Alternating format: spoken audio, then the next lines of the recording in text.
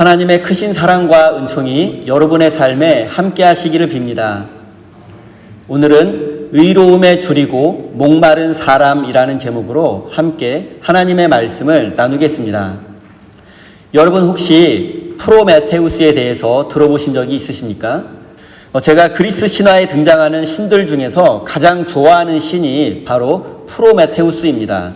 왜냐하면 그리스 신화에 등장하는 대부분의 신들은 정의롭지 못하고 좀 인간적으로 생각해보면 나쁜 신들도 많이 있습니다. 하지만 프로메테우스는 인간의 입장에서 본다면 사랑이 가장 많고 정의로운 신이기 때문입니다. 그의 이름 프로메테우스는 미리 알고 있다라는 뜻입니다. 그의 이름에서 프롤로그라는 영어 단어가 나오기도 했습니다. 참고로 그의 동생 에피메테우스 이름에서 에필로그라는 단어가 나온 것입니다. 여러분, 프로메테우스는 제우스에게 고마운 존재입니다. 제우스와 12명의 올림푸스 신들이 그 아버지 세대인 타이탄 신들, 타이탄 신들이 12명인데 이 12명의 타이탄 신들과 전쟁을 하게 되었습니다. 이 전쟁을 티타노마키아라고 부릅니다. 그리고 프로메테우스는 이 전쟁에서 제우스를 도와주었고 그의 도움으로 제우스는 티타노마키아에서 승리할 수 있었습니다. 그래서 제우스는 프로메테우스에게 인간을 만들 수 있는 권리를 주었습니다. 그래서 프로메테우스는 진흙으로 인간을 만들었습니다. 그리고 인간을 너무나 사랑했습니다. 프로메테우스는 인간에게 불을 선물해 주려고 했습니다. 그런데 불은 그 당시에는 오직 제우스만 가지고 있었습니다. 그래서 프로메테우스는 제우스가 잠든 틈을 타서 몰래 제우스의 번개에서 불을 붙여서 그 불을 인간에게 전해 주었습니다. 불을 소유하게 된 인간들은 더 이상 추위와 짐승을 두려워하지 않게 되었습니다. 인간은 불을 가지고 무기와 연장을 만들고 문명을 발전시킬 수 있었습니다. 그러자 제우스는 인간이 문명을 이루고 강력한 존재가 된 것을 탐탁지 않게 여겼습니다. 그래서 제우스는 인간에게 불을 빼앗아가 버렸습니다. 그러나 인간을 사랑하는 프로메테우스가 다시 제우스에게 불을 훔쳐서 인간에게 다시 불을 전해 주었습니다. 그리고 이로 인해서 프로메테우스는 제우스의 노여움을 사게 되었고 큰 벌을 받게 되었습니다. 결국 프로메테우스는 코카서스 산 꼭대기에 있는 바위에 묶이게 되었습니다.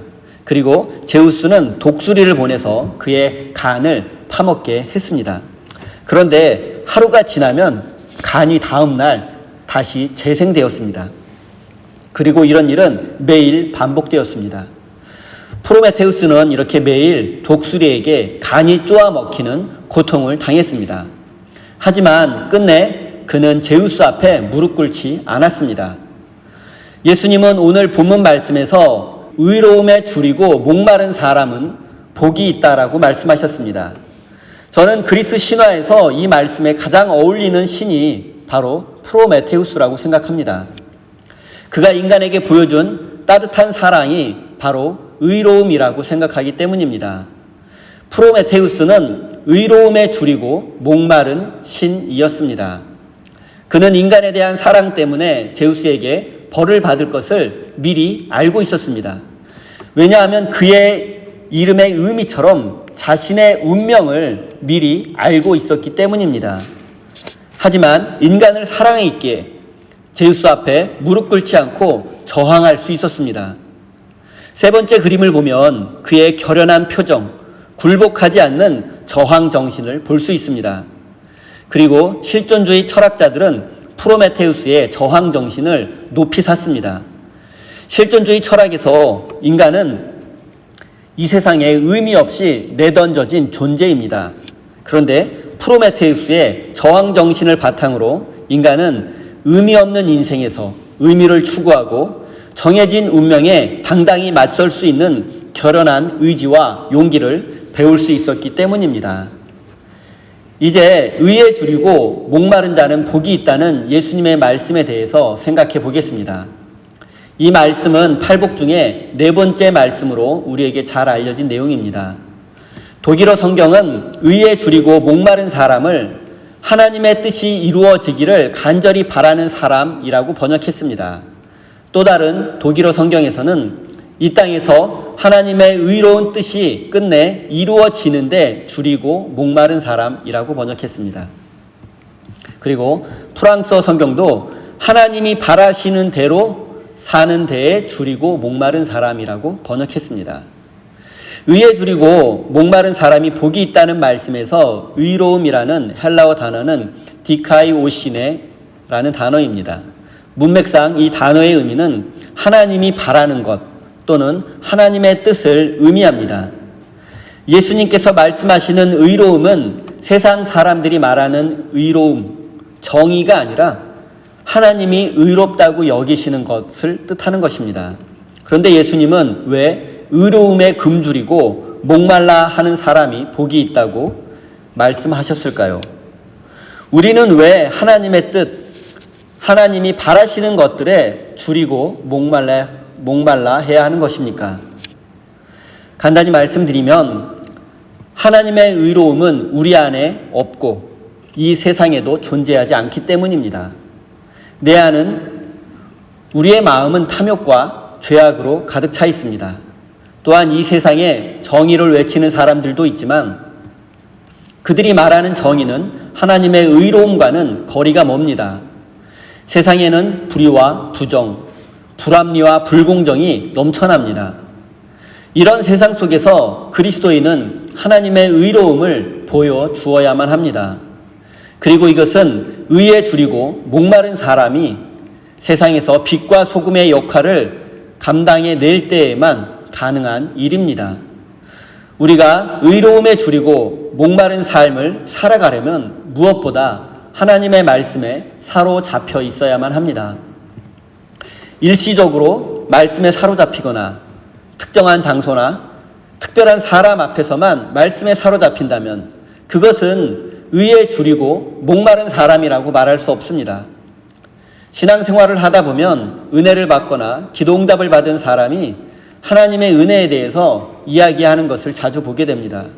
그러나 그런 사람이 얼마 지나지 않아서 다시 예전에 성숙하지 못한 모습으로 돌아가는 것도 자주 보게 됩니다. 그리고 교회라는 특정 공간이나 목사님 앞이나 교인들 앞에서는 경건한 모습을 보이지만 혼자 있거나 자신보다 사회적 지위나 신분이 낮은 사람들 앞에서는 죄인의 모습을 그대로 드러내는 사람도 적지 않습니다. 내가 아무리 종교적으로 그럴싸하게 보이고 의인처럼 보여도 하나님을 속일 수는 없습니다. 우리가 아무리 의로운 행동을 많이 해도 그것으로 하나님의 의를 온전히 이룰 수도 없습니다. 우리는 그런 행위로는 하나님께 의로운 사람이라 칭찬받을 수 없습니다. 예수님께서 말씀하시는 의로움은 우리의 소유물이 될 수 없고 우리의 실적이나 업적 같은 것으로 얻을 수 있는 것도 아닙니다. 예수님께서 말씀하시는 하나님의 의로움은 우리가 평생에 걸쳐 추구해야 하는 삶의 방향과 표대입니다. 그렇기에 예수님은 의로운 사람, 의를 이룬 사람이 행복하다라고 말씀하신 것이 아니라 의에 줄이고 목마른 사람이 행복하다고 말씀하신 것입니다. 하나님의 의로움은 우리가 성취하거나 소유할 수 있는 성질의 것이 아니라 우리가 추구해야 할 표대임을 명심하시기 바랍니다.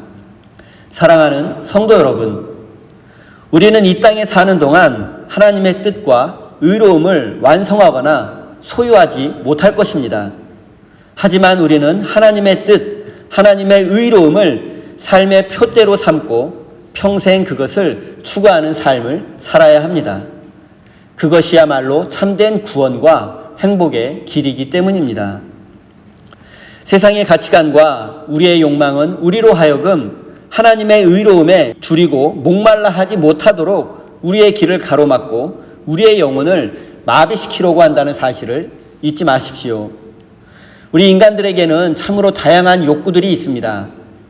성욕, 명예욕, 자기 과시욕, 그리고 소유욕, 자아 실현에 대한 욕구도 있습니다.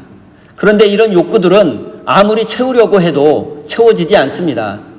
하나를 이루게 되면 더 강한 것을 바라는 욕구가 다시 생겨나게 되기 때문입니다. 이러한 욕구들은 채울 수도 없지만 또 채워지지 않는다고 사람이 죽는 것도 아닙니다. 그러나 굶주림과 목마름에 대한 욕구는 다릅니다. 이것은 채워지지 않으면 죽게 됩니다.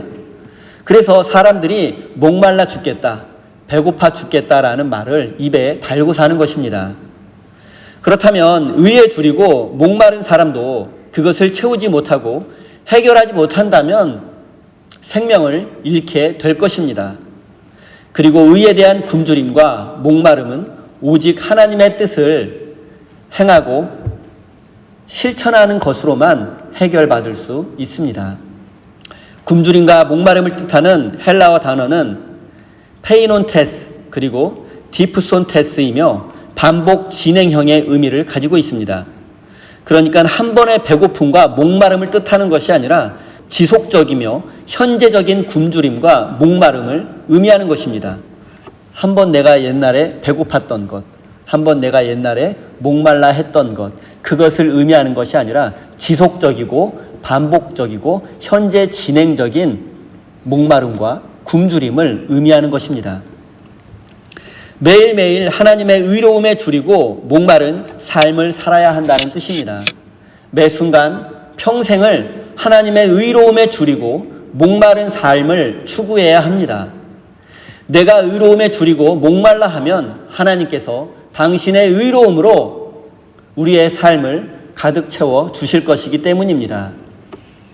우리가 잘 알고 있는 탕자의 이야기 속에서 큰아들의 입장에서 의에 줄이고 목마른 삶이 어떤 것인지 한번 생각해 보겠습니다. 큰아들은 아버지의 재산을 탕진하고 돌아온 동생이 반갑지 않았습니다.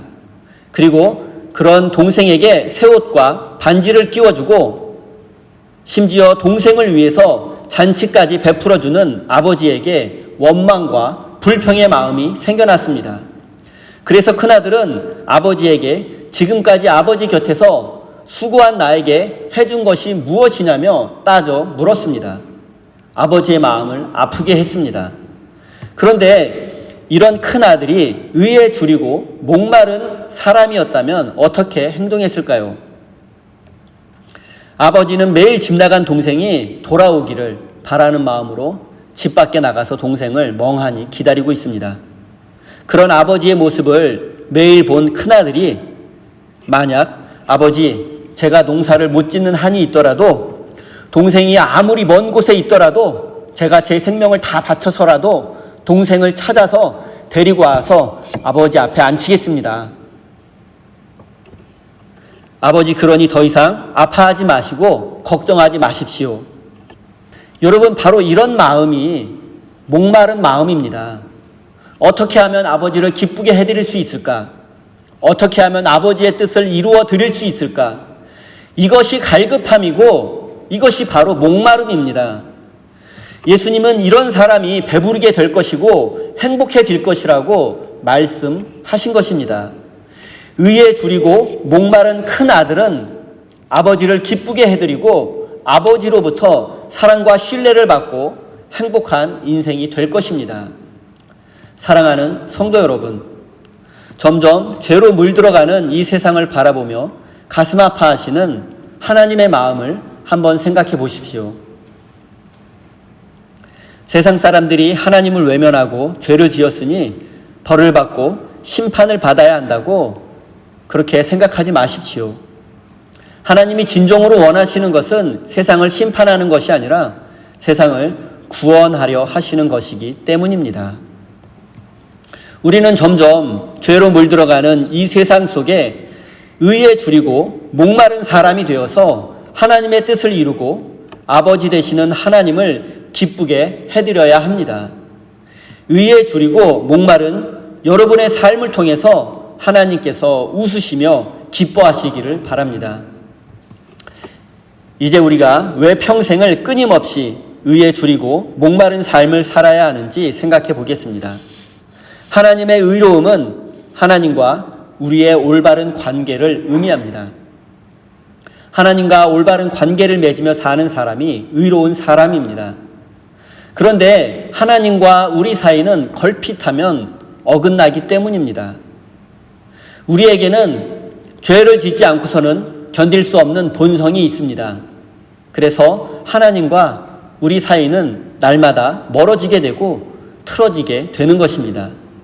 그렇기 때문에 우리는 날마다 하나님과의 관계를 새롭게 맺어야 합니다. 날마다 하나님과의 관계를 새롭게 맺지 않는다면 우리의 마음은 악한 것들로 가득 차게 될 것이고 결국 하나님과 멀어지게 될 것이기 때문입니다. 우리는 우리의 힘과 노력 그리고 우리의 의지로는 결코 의로움을 채울 수 없습니다. 하나님과 가까워질 수 없습니다. 그리고 날마다 의에 줄이고 목마른 삶을 추구해야지만 하나님께서 우리의 의로움을 채워 주실 것입니다. 또한 우리는 하나님의 의로움, 하나님의 뜻과 하나님이 원하시는 것을 한 번에 전부 다 알 수 없습니다. 하나님의 뜻과 생각은 우리보다 넓고 깊기 때문입니다. 하나님의 시간은 우리와 다르기 때문입니다.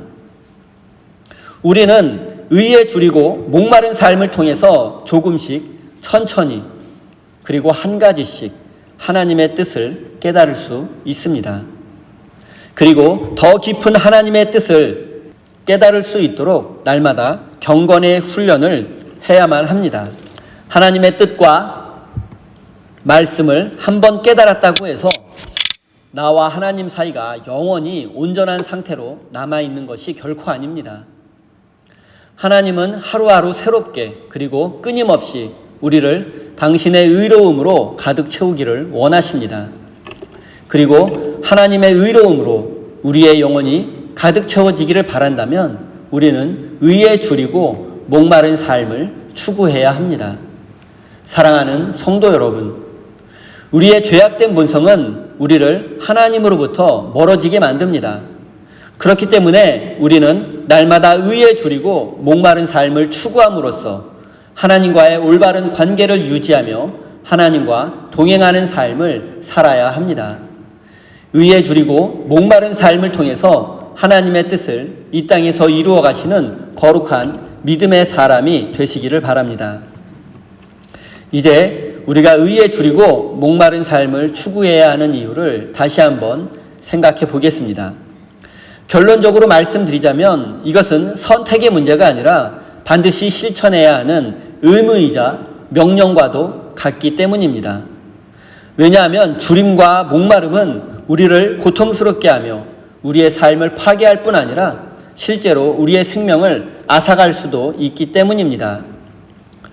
굶주린 사람은 먹어야 생명을 유지할 수 있고 목마른 사람은 물을 마셔야 생존할 수 있습니다. 그리고 생존을 위해서 음식과 물이 반드시 필요하듯이 영원한 생명을 얻는 데에는 하나님의 의로움이 반드시 필요하기 때문입니다. 의로움은 있으면 좋고 없어도 괜찮은 그런 것이 아닙니다. 영원한 생명과 하나님의 은혜를 누리기 위해서는 날마다 우리에게 더해져야 하는 것입니다. 굶주림과 목마름은 그냥 둔다고 해서 사라지지 않습니다. 갈수록 심해집니다. 따라서 우리가 하나님의 의로움을 추구하지 않는다면 우리의 영혼은 이미 죽은 영혼입니다. 줄인 배가 음식을 원하듯 타는 목마름이 애타게 물을 찾듯 우리는 하나님의 의로움을 간절히 원하고 찾아야만 합니다. 우리 그리스도인들이 간절히 원하고 바라야 하는 것은 세상에서 얻을 수 있는 것들이 아니라 하나님께서 주시는 것을 원하고 바라야 합니다. 그리고 그것은 바로 하나님의 의로움, 하나님의 뜻, 하나님의 사랑과 은혜입니다. 이것만이 우리 삶에 참된 행복을 줄 수 있으며 우리를 구원의 길로 인도할 수 있기 때문입니다. 또한 하나님의 의로움을 간절히 원하고 바라는 사람은 배부르게 될 것입니다. 의에 줄이고 목마른 사람은 배부르게 되고 하나님의 은총과 구원을 누리게 될 것입니다. 이사야 선지자는 너희 목마른 자들아 물로 나아오너라. 돈 없는 사람도 오라. 너희는 와서 사 먹되 돈도 내지 말고 값도 지불하지 말고 포도주와 젖을 사라고 외쳤습니다. 또한 아모스 선지자는 내가 이 땅에 기근을 보내겠다. 사람들이 배고파하겠지만 그것은 밥이 없어서 겪는 배고픔이 아니다. 사람들이 목말라 하겠지만 그것은 물이 없어서 겪는 목마름이 아니다. 주님의 말씀을 듣지 못해서 사람들이 굶주리고 목말라 할 것이다 라고 외쳤습니다. 이사야 선지자는 돈 없는 자도 자격 없는 자도 하나님 앞으로 나오라고 말씀합니다. 아모스 선지자는 우리의 배고픔은 먹지 못해서가 아니고 우리의 목마름은 마시지 못해서가 아니고 하나님의 말씀을 듣지 못해서 줄이고 목마른 것이라고 외치고 있습니다. 사랑하는 성도 여러분, 우리가 하나님의 의로움을 추구하며 살지 못하고 있다면 우리는 영적인 주림과 목마름을 느껴야만 합니다. 그리고 자격 없지만 우리를 부르시는 하나님 앞에 나아가야만 합니다. 처음에 말씀드렸던 프로메테우스를 한번 생각해 보십시오. 그는 정말로 의에 줄이고 목마른 삶을 살았습니다. 너무나 사랑하는 인간들에게 불을 주기 위해서 제우스에게 대항하기까지 했습니다. 결국 그 대가로 산 꼭대기에 매달려 독수리에게 매일 간을 쪼아 먹히는 형벌을 받았지만 그는 자신의 삶을 후회하지 않았고 고통 앞에 무릎 꿇지도 않았습니다. 프로메테우스의 이런 저항과 희생 정신이 있었기에 인간은 불을 통해서 문명을 이루고 살 수 있었습니다. 성경의 표현을 빌리자면 프로메테우스는 의에 줄이고 목마른 삶을 살았습니다. 그리고 그의 줄이고 목마름은 인간에게 안전과 행복을 가져다 주었습니다. 그리고 예수 그리스도야말로 완벽하게 줄이고 목마른 삶을 살아내신 분이십니다. 하나님의 뜻을 향한 그분의 줄이고 목마른 삶은 결국 십자가의 죽음을 가져다 주었습니다. 하지만 그로 인해서 우리는 배부르게 되었고 영원한 생명을 누리게 되었고 하나님 앞에 나아갈 수 있게 되었습니다. 사랑하는 성도 여러분, 예수님은 우리에게 의로움에 줄이고 목마른 삶의 완벽한 모델을 보여주셨습니다. 우리도 예수님처럼 하나님의 의로움에 줄이고 목마른 사람이 되어야 합니다.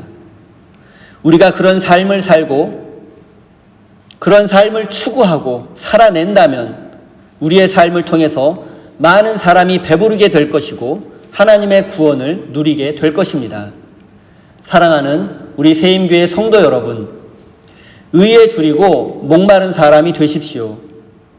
그리고 여러분이 먼저 배부르게 되고 하나님의 은혜를 풍성히 누리십시오. 그래서 마음이 넉넉한 사람이 되시고 영적으로 풍요한 사람이 되어서 이 시대에 줄이고 목마른 자들을 배부르게 하며 하나님의 구원의 은혜를 전해주는 거룩한 믿음의 사람이 되시기를 예수님의 이름으로 간절히 축원드립니다. 기도하겠습니다.